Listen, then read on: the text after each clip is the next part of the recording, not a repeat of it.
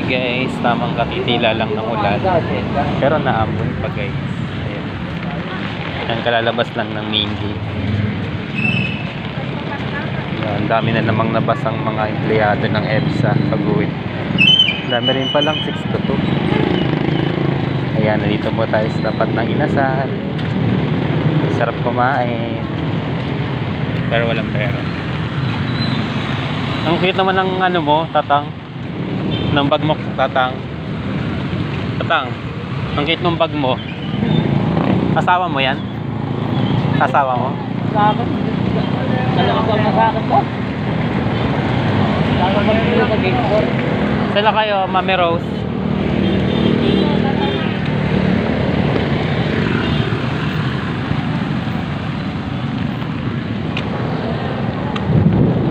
Ayan, gumukulog na.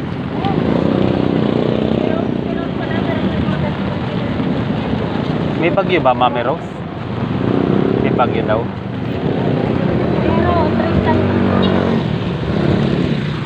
Ay, grabe.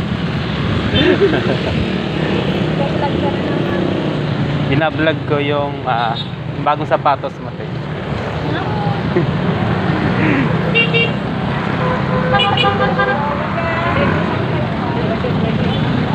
Yun o. Sarap ng saging. Bye-bye. Ingat kayo. Bye-bye. Ay.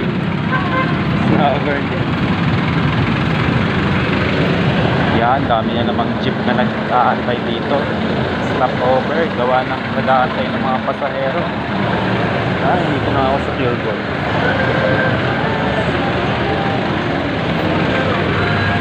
Lalakad na lang ako.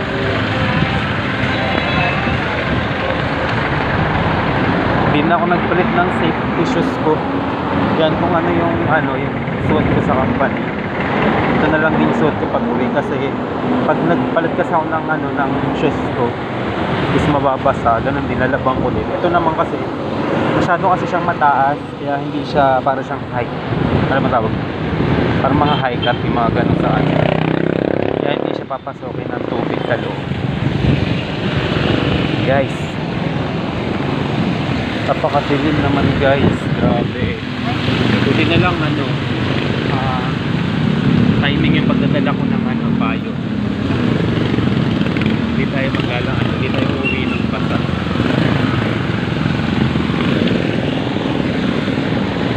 Grabe, uy. Nakaraang buwan lang, buwan ba yun, linggo. Grabe, ang init ngayon naman. Sunod-sunod na ulan. Tuwing gabi na ulan eh. So ngayon, mag-asawa tayo ngayon guys sa pag-ulan.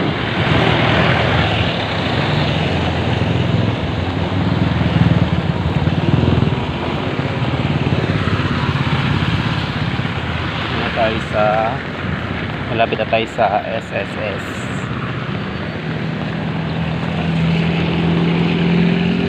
Marami po guys na gusto uwian. Kaya lang nasa likod ko sila. Siyempre mahirap umuwi. Walang dalang payo.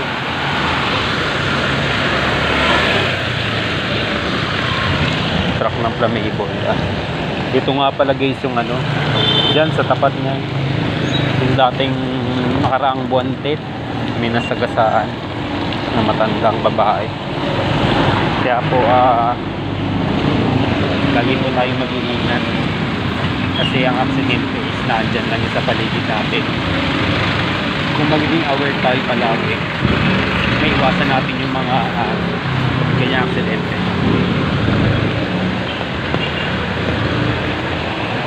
So grabe, sarap. Matadaanan ko na naman guys yung probe, pero parang natamad ako bumili kasi may hawak akong kaya. Grabe.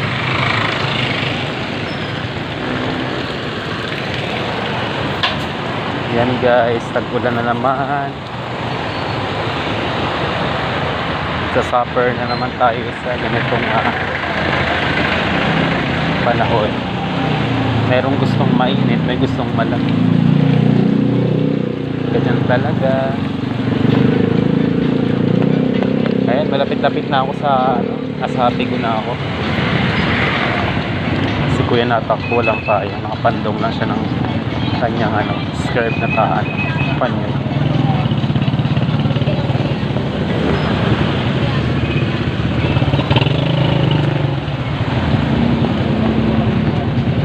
Good. Buti na lang talaga hindi ako nagpalit kasi kung ginamit ko talaga yung shoes ko pag uwi, ay nako, basang-basa na yun pa lang sa company pa lang.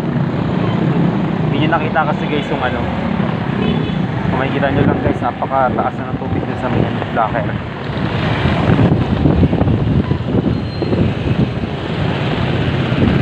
Napakasama ng panahon, may bagyo ata sabi nila, pero tingin ko meron siguro.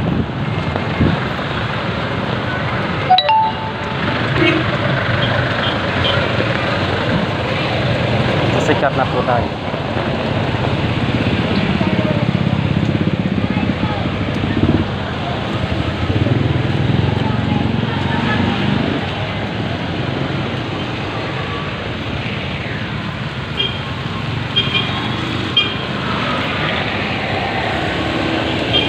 Ayan, malapit na yung arko. Siguro mga ilang na lang, hakbang na lang, malapit na tayo makauwi. Sa kanto na yun, sa may na yun, sa may arko, doon ako malapit, pero papasok pa yun sa akin. So sad. Yun yung pinakamahirap sa sa mga estudyante natin.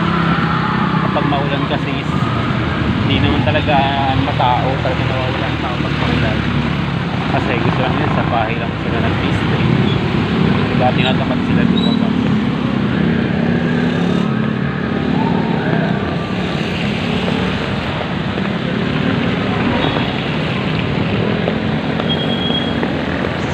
Si Kuya basang-basa, nakabike.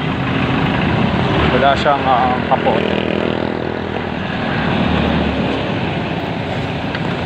Walang naman ang bigbigat pas natin.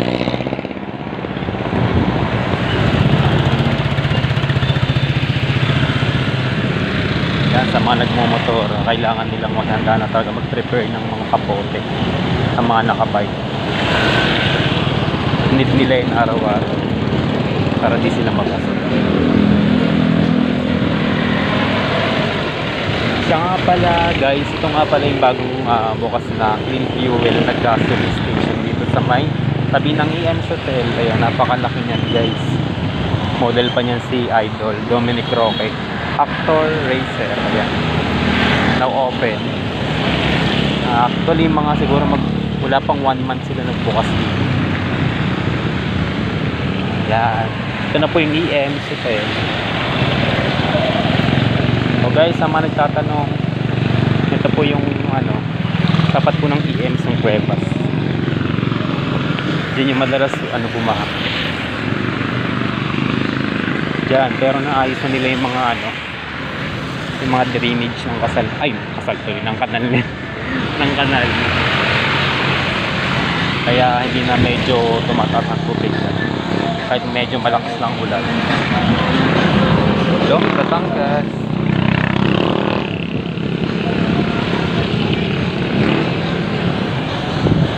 So guys, papakita ko nga pala sa inyo guys. Wait lang. Ito, binakura na siya guys. Ito, yan yung sinasabi ko sa inyo guys, yung ikalawang dinadaanan. Hacienda pa rin niya. Ay, Hacienda tuloy. Cuevas. Itong arko na to, ito po yung sinasabi ko sa inyo. Pagkalampas ko lang ng konting lakad, yan ay malapit sa Woodrats yan.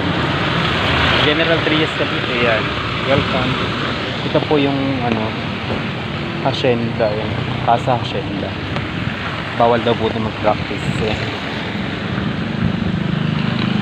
Casa Hacienda, home of the Philippines Revolutionary Government.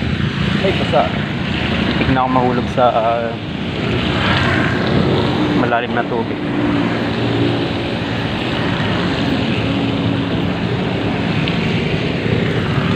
Tatawid na ako. Tatawid na po. So hanggang dito na lang.